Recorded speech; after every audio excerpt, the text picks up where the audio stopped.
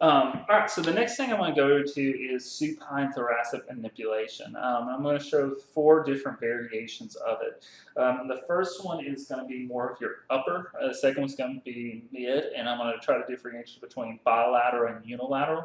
And then the final one I'm going to do is lower. So the first one, what I would do is you want to stand on the side of the bed. Technically, the bed can be a little bit lower, but this will be fine. Go ahead and bend this knee for me. And then hug yourself tight as you can, left above right. Actually, I'll tell you what, go ahead and go hand above right there.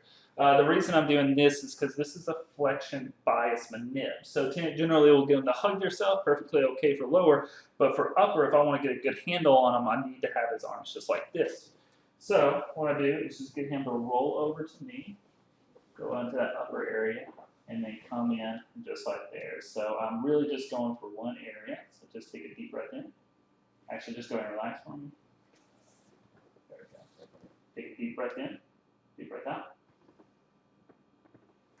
and go down just like that. The next one I want to show is a mid-thoracic manip. And actually, this one I feel comfortable a little bit more with them hugging themselves. So go ahead and hug yourself tight as you can, left above right. The reason why doing this way is if I put force down on him, he's not going anywhere. But go ahead and switch arms.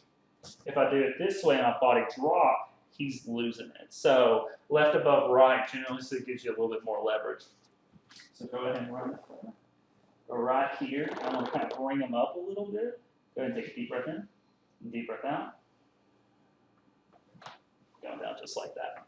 Now, if I want to go more unilateral, what I can easily do is instead of going right onto the thing, I go over. So basically near the kind of costotransverse joints, kind of coming over.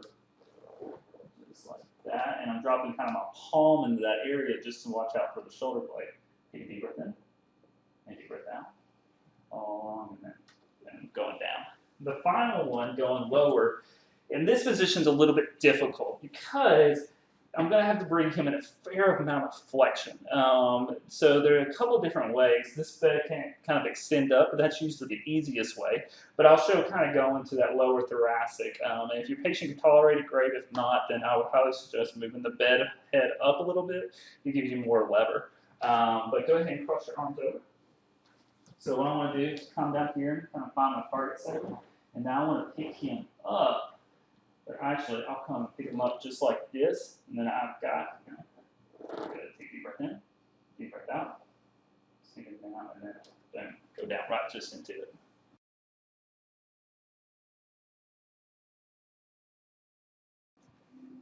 All right, so the next one I'm going to do is a CT junction manipulation in prone.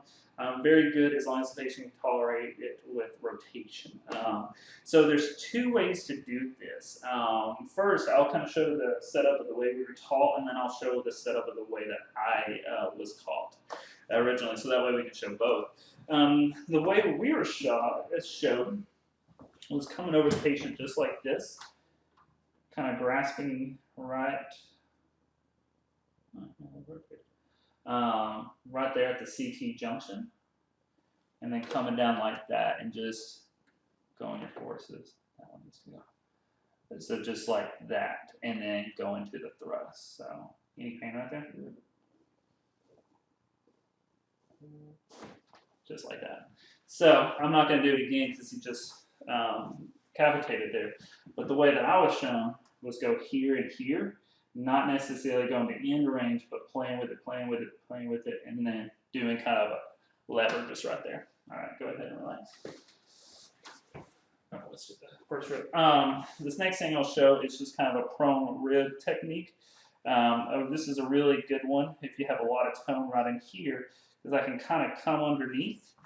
So kind of feeling for the rib, come underneath. I've got his upper trap here, just kind of pushing up.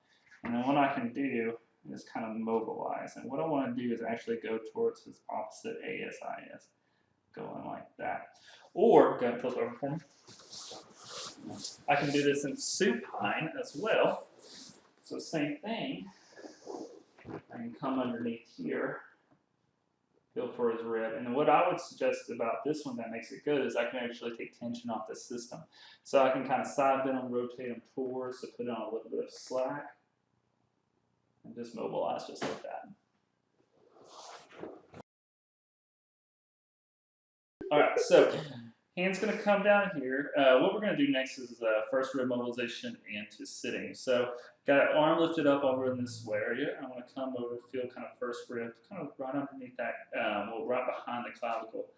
Kind of go right in there. The problem you don't want to do is you can get that area, but this can be a really tender area into the upper tract. So you can kind of complement that by just getting him to laterally flex a little. And then I can just get right into here.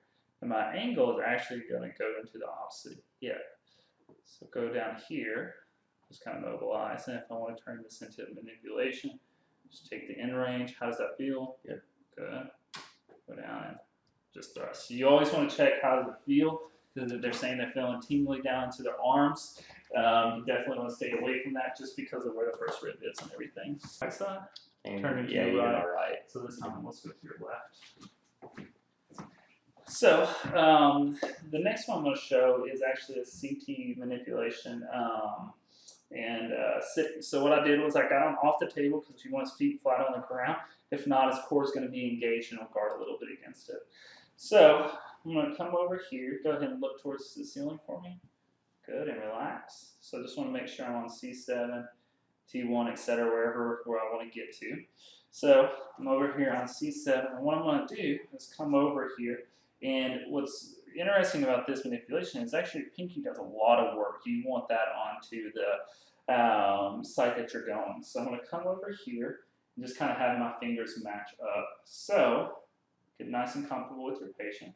You want to lateral flex down until you feel that kind of break into your hands. Go down, and without losing that, start to rotate them away. Good. How do you feel there? Good. So we're going to do that again. Down. Should waltz right there. Down. Rotate away. Traction up, and then go just like that.